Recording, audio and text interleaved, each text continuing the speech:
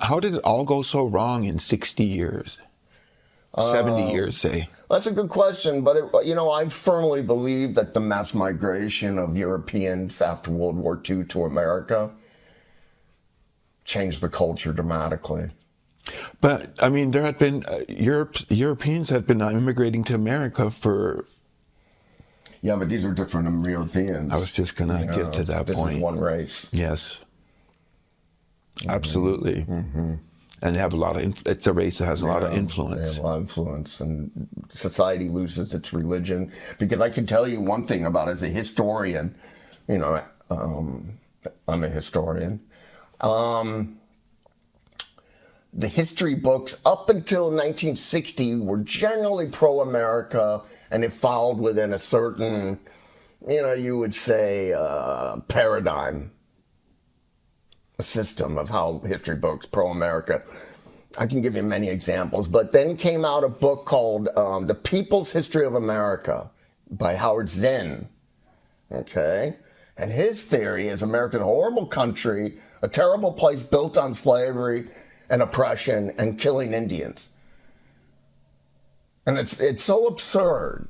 I could get into a lot. It's a horrible book, but it's very attractive to certain individuals. It brings out resentment and anger and hate and a lot of vices against your own country.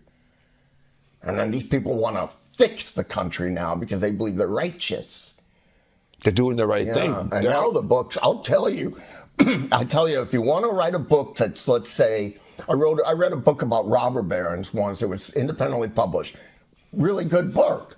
It was fair. It was saying Rockefeller was not a bad guy at all. He gave away so much money, and he lowered the cost. His production was so good. He was so good at his job, Rockefeller, that he reduced the home budget costs of families all over on heating oil. Heating oil was very expensive for every family.